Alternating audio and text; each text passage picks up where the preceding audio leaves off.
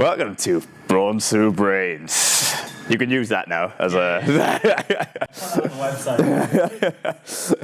So today we're going to go through training and nutrition while in a deficit and how you pair the two together so you can achieve a good total while dropping a weight class.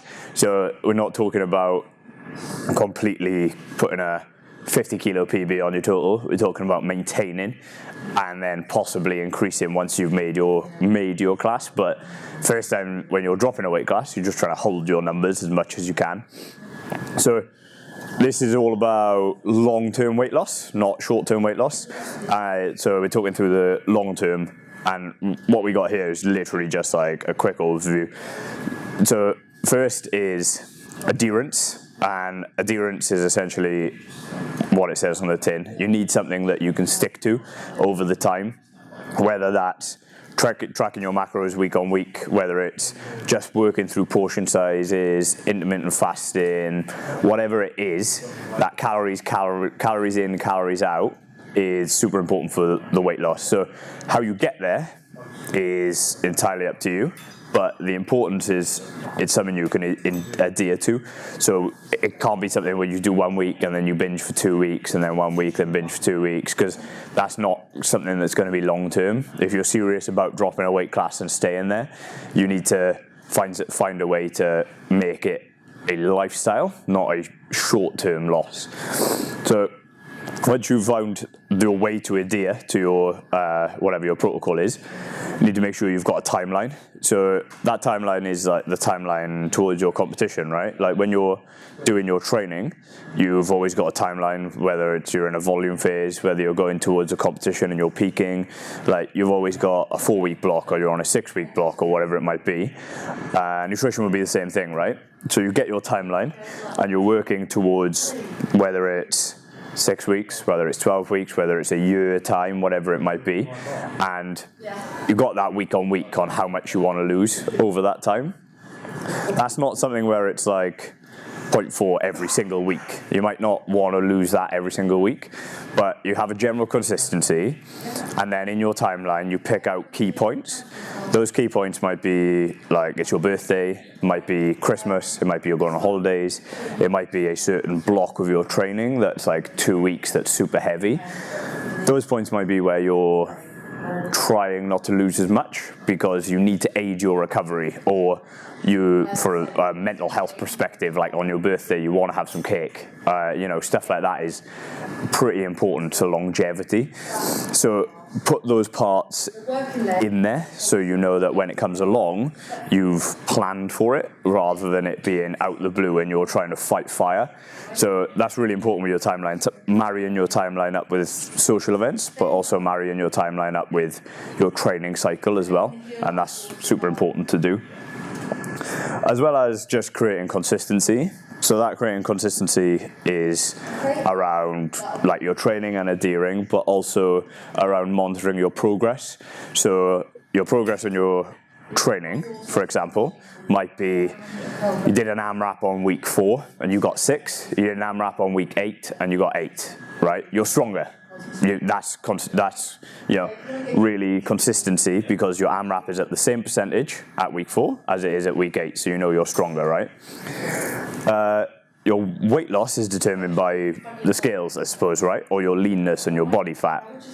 It's important that when you're measuring that like consistency, you're trying to create like the same approach the day before your weigh-in, or you're trying to create the same approach for the week. So usually the two things you tend to do is either weigh like 4 to 7 times a week and take an average, take the outliers out. So if you've been 62.3, 62.1, 62.4, 62.6, and then all of a sudden you went out for a meal and that meal was super salty and you drank loads of water, and all of a sudden you were 65 the day after, or whatever it might be, you've just got that one outlier, you'd scrap that and you just take the 6 numbers rather than the 7. You divide that by 6 and that will be your average weekly weight.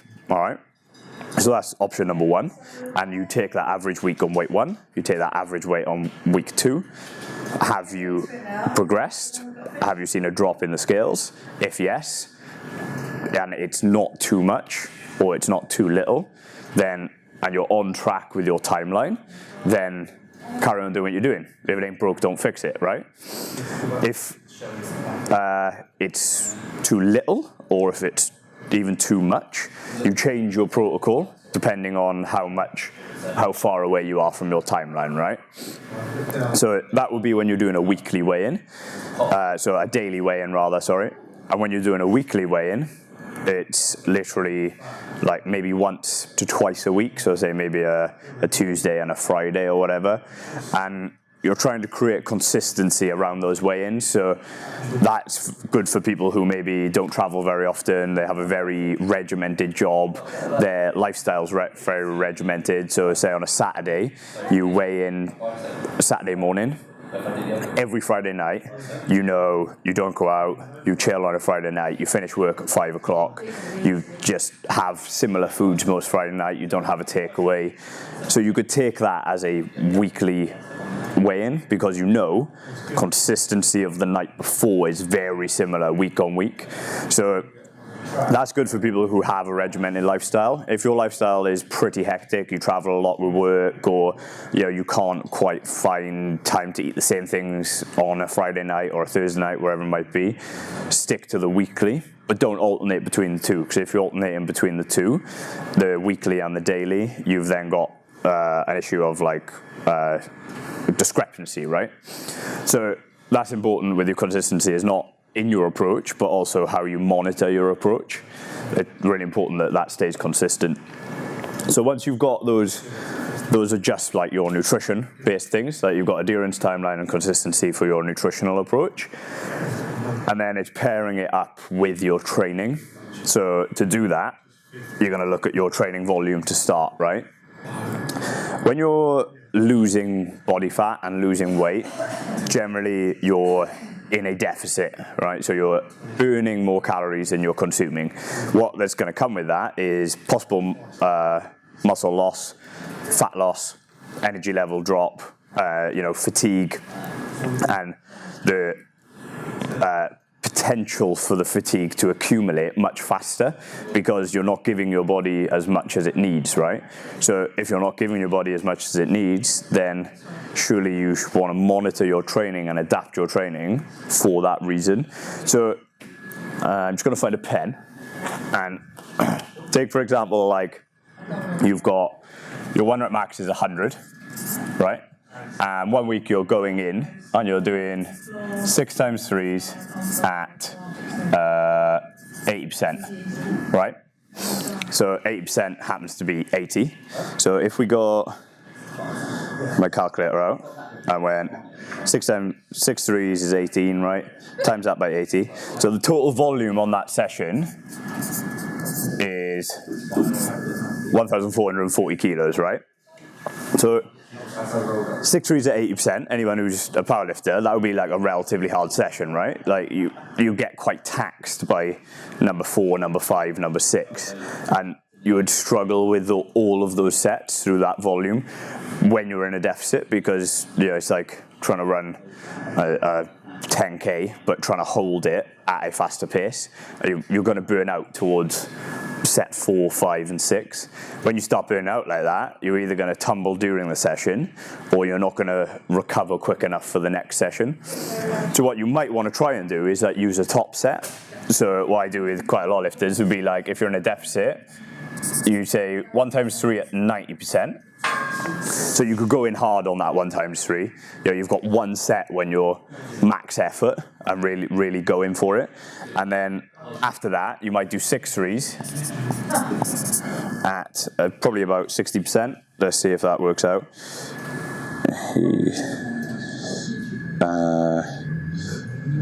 That's 90.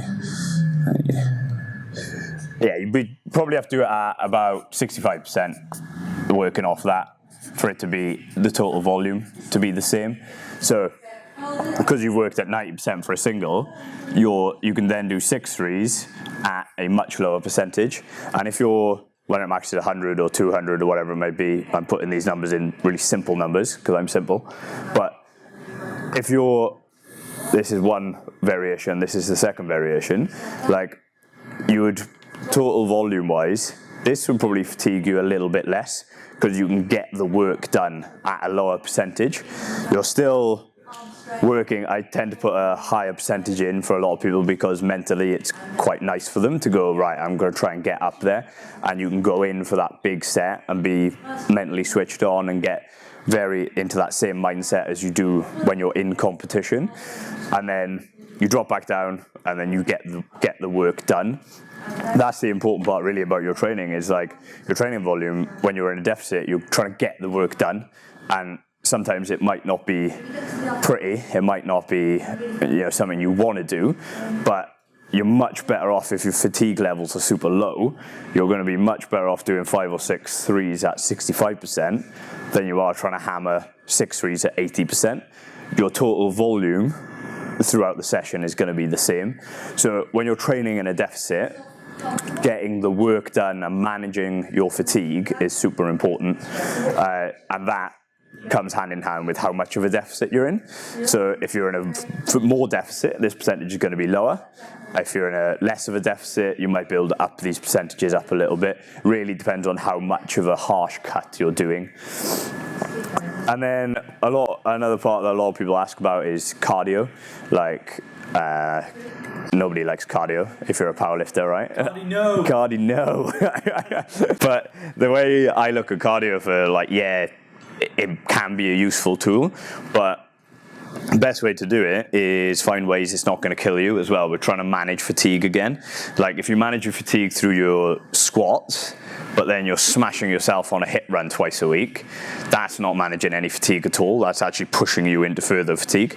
So what I do instead is go, right, instead of doing a high intensity run twice a week, we're going to up your NEAT, so your non-exercise activity thermogenesis. So that's basically anything you do that isn't in training. So like walking with your dog, parking further away from from Tesco, or walking up the stairs rather than the lift. So trying to increase your NEAT as much as you can, as well as maybe finishing your training session, jump on the walk bike or jump on like a normal stationary bike for 10 minutes. That's going to increase recovery, because they've shown that that has a very similar effect to, say, when you're trying to get in an ice bath. Like, you've got that same recovery of that hot cold, you increase in blood flow, but also it's going to help you burn calories, right? It's just going to help you burn more, and doing 10 minutes plodding along on a stationary bike to cool down is going to have a much better effect on training volume and fatigue than it is on smashing yourself on the assault bike, sweating, feel like you've done enough, but actually that's wrecked you for the next weeks of squats, because you can't fuel yourself to recover if you're in a deficit. So cardio it has its place, but from a powerlifting perspective, it's much better off being on the lower intensity end than it is on the higher intensity end.